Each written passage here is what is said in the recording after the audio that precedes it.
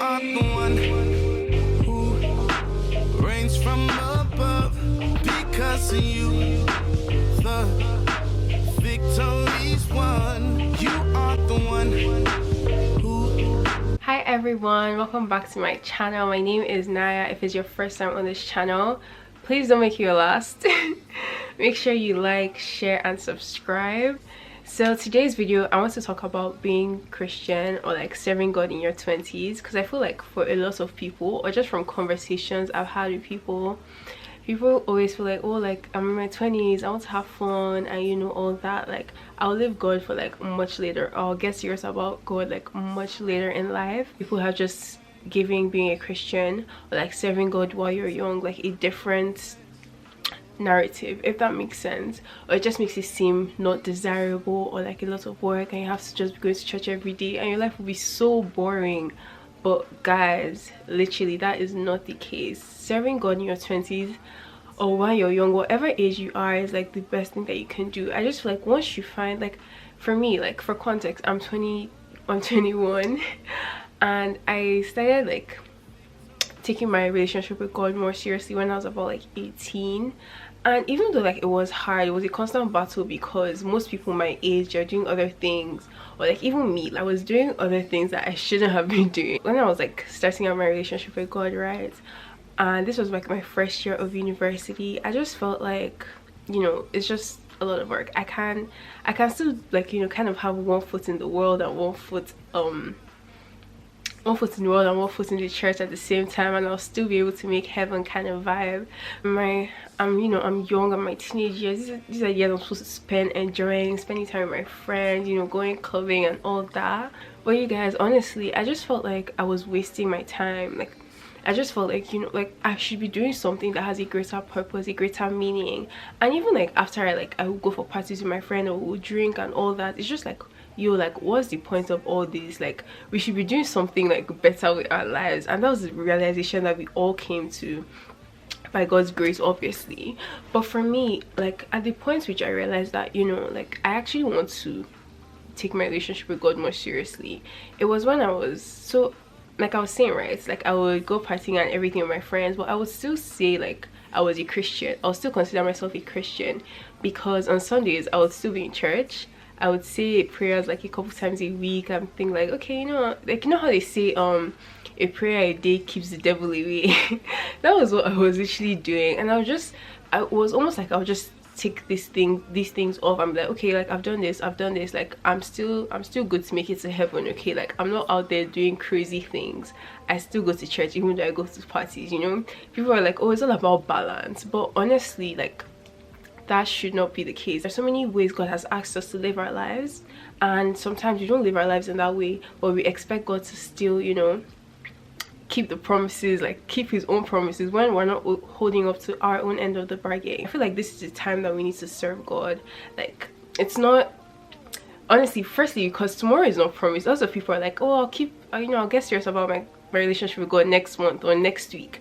But who told you that you're going to be here till next week? Like hopefully that's what we all hope and pray for, but I feel like the time is now and we should just do it. So my second point is about like being religious versus actually having a relationship with God.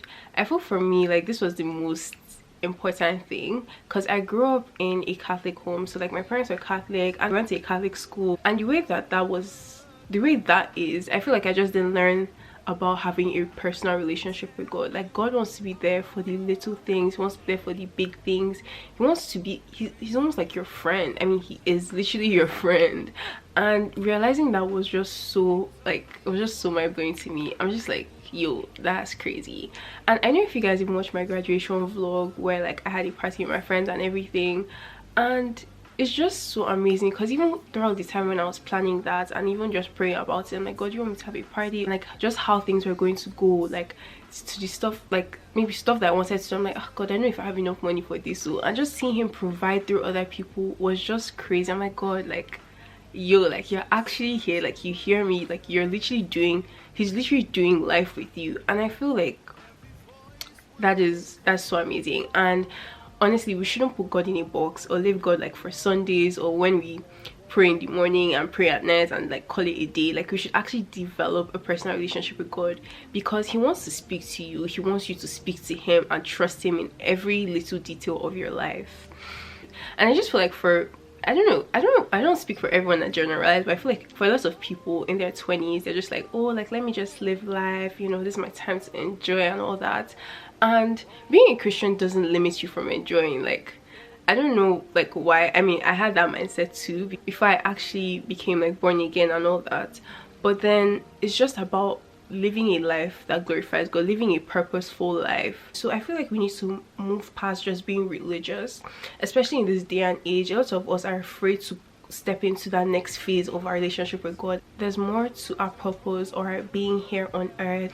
We didn't just appear here. Like God literally created you and put you on this earth for a purpose, for a time, for a season. Like in the book of Esther, Mordecai says you were born for a time such as this. You have a purpose. Like God put a purpose in you, and he has kept you here because he knows that there's something in you that the world is going to need, literally. And I feel like we need to realize that we're not just like here to enjoy or like to party away and all that. Like we're here to live a purposeful life. We're here for a reason, and we just need to continue to see God's face and ask him like, God, okay, like what's my purpose here? How can I continue to walk how can I continue to walk in my purpose every day? And it's not even just the title like, oh, I'm Christian, oh, like, hey, I'm Christian, or I'm this, I'm that. I feel for me it was just realizing that it's a way of life. Like Christianity is a way of life in all things that you do, because whether you're eating or drinking, do it all to the glory of God.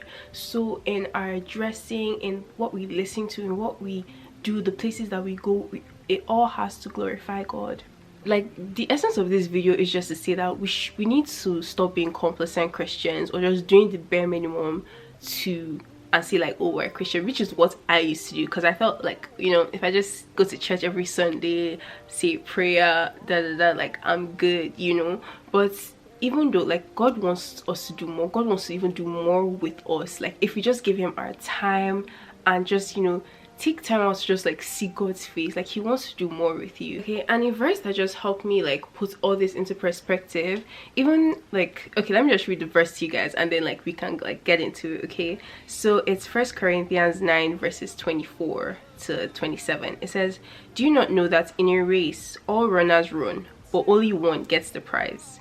Run in such a way that you get the prize. I feel just comparing the fact that like how people like train for races and are running, nobody's running to come last. And that's how like our race should be, literally. Like we're running a heavenly race. Like let's be for real.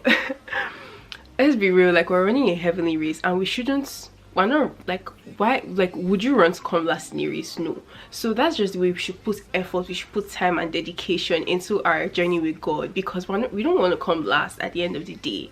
And just like comparing this is just like, oh, like, you know, that actually makes sense. Literally is verse 25 says, everyone who competes in these games goes into it with strict training. So when people are running, like they don't eat everything that other people eat, they don't do like certain things that other people do.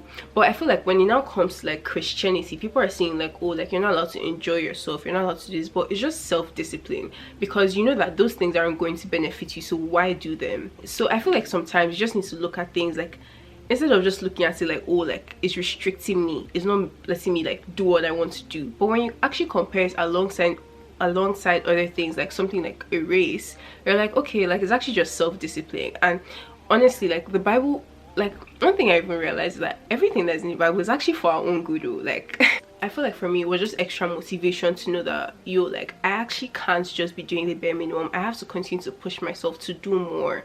And I'm not just doing more, like it's not like an aimless race. It's not for nothing. It's so that at the end of the day, like we would actually inherit the promises of God. Even just going back to that verse, it just reminded me, like, you know, when God says, oh, when the Bible says, oh, don't do this and don't do that, we shouldn't just look at it as a bunch of strict rules that prevents us from living our best lives or whatever. But we know that, you know, like I'm willing to make this sacrifice because of the price or because of what is ahead of me. Like I'm willing to make the sacrifice, which is also for my own good, but because of what I have ahead of me. Like when you know that there's a greater reward ahead of you, like you're willing to make that sacrifice and you're okay with it. And that is literally how it is for when you're a Christian, because you're like, oh, if this is not going to benefit me, then what's the point of doing it?